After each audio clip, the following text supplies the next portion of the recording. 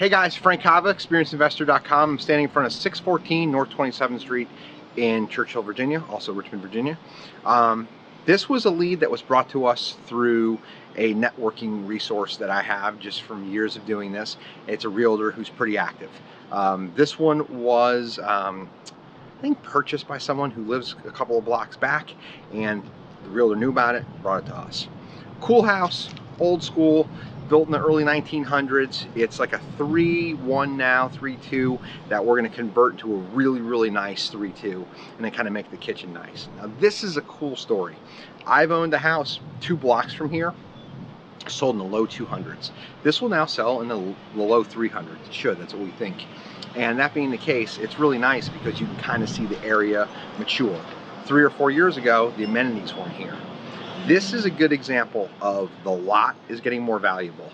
The house doesn't really matter. So like a piece of land across the street may have sold for, I don't know, a certain price a couple years ago. It sells for that price plus now. So that's the kind of place you want to invest into, because as you own it, it's getting more desirable. It can kind of take some gyrations in the economy because of the fact that the area is just becoming more desirable.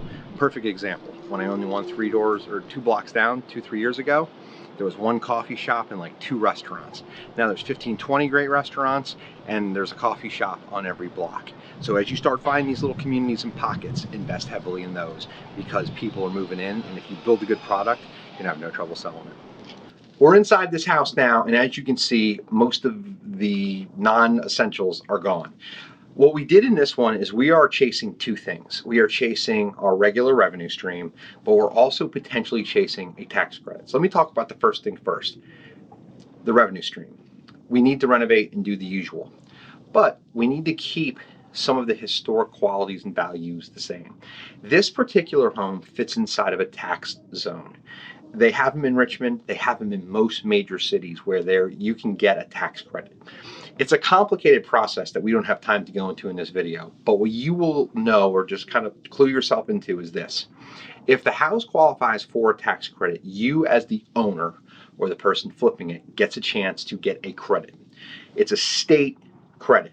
Now, the way the state credit works is you can either use it someday into the future for your taxes, or you can take the credit and basically sell it, what's called syndication. You syndicate it to somebody else who then sells it to like a big business. So the cool thing about this is it gives you a secondary revenue source. The problem is this is kind of chasing the whipped cream and the cherry and not the sundae. So you have to make sure you sell the house. That's the sundae, right? That's the major part of it. Not just the whipped cream, the sprinkles, and the cherry, which is the tax credit, which is a little bit extra. So if that makes sense, you have to have a vision, you have to know where you're going, but you have to know that you're going to actually sell this house on the back end. And if you get lucky and do things right, you may get a little bit extra in that tax credit. This is a program, tax credits are around in most major municipalities, like I said.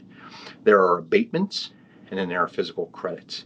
The goal here was the government in each municipality pushed for these credits. And the reason for it is it brought people like me and people like you into the market to invest. The baseline and the reason is after we invest, we take a house that had a value and we add value to it. Why is that important?